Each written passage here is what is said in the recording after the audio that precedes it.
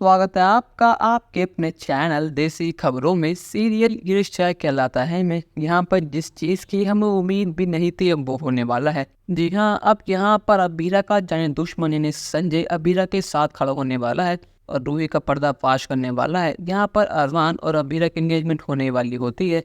यहाँ पर अरमान ने अबीरा को बहुत समझाया होता है कि अबीरा जो कुछ भी हो रहा है होने दो, और इन खो गई तो खोने दो, पर लेकिन हमें अपना फंक्शन खराब नहीं होने देना। इतनी मुश्किलों के बाद तो हमारी ज़िंदगी में खुशियाँ आई हैं, पर लेकिन तुम प्लीज़ शांत रहना, तुम सबके सामने तमाशा मत क्रिएट करना। यहाँ पर अबीरा बहुत कोशिश करती है, पर लेकिन जैसे ही अरमान अबीरा का हाथ पकड़ता है रिंग पहनाने के लिए, तो यहाँ पर अबीरा कहती है कि नहीं अरमान, मुझसे नहीं होगा।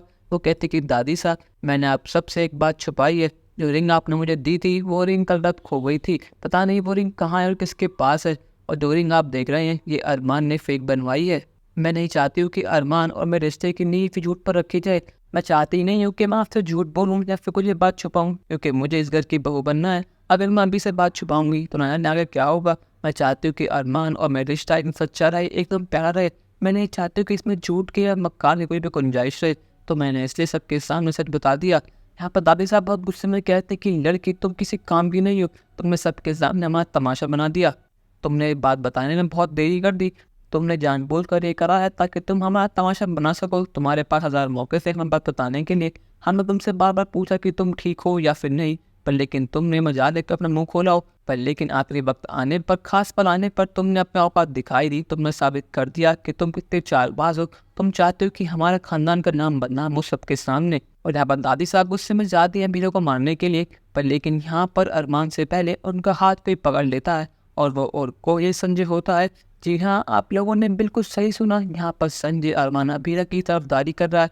वो कहता है कि माँ साहब बात तो कुछ और ही है, वो रिंग किसी और के पास नहीं बल्कि रूही के पास है। मैं जब से यहाँ पर आया हूँ मैं बार बार रूही को देख रहा हूँ। रूही के मन में कुछ तो है, वो चाहती है कि ये फंक्शन खराब हो जाए। और यहाँ पर अब रूही बहुत ज़्यादा खुश है। आखिर से खुशी का राज क्या है? मुझे पता है कि अंगूठी इसके पास ही है, इसने वो रिंग चुराई है। असली चोर तो यही है। पर लेकिन यहाँ पर रोहित कहता है कि फूफा सा अपनी हद पार मत कीजिए। आप शायद भूल रहे हैं कि रूही कहाँ से बिलोंग करती है और कितने अच्छे परिवार से आती है। रूही कोई गरीब घर की लड़की नहीं है जो रिंग देखी और चुरा लेगी। उसके पास क्या कमी है? और शायद आप भूल रहे हैं कि आप बाहर वाले हैं, तो मेरी पत्नी पर उंगली उठाने से पहले 100 बार सोच लीजिएगा।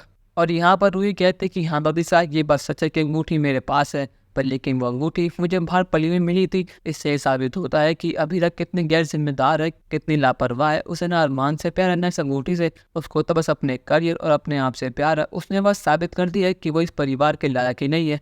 पर लेकिन यहाँ पर अब अरमान और अबीरा मिलकर अबीरा का पर्दाफाश करने वाले हैं, क्योंकि उन्हें पता है कि रूही सबके सामने झूठ बोल रही है। पर लेकिन का यहाँ पर संजय ने अरमान अबीरा की तरफदारी कर सही कराया गलत, अपनी राय हमें कमेंट सेक्शन में ज़रूर बताइएगा। और चैनल को अब तक नहीं किया सब्सक्राइब तो कर लीजिए। धन्यवाद।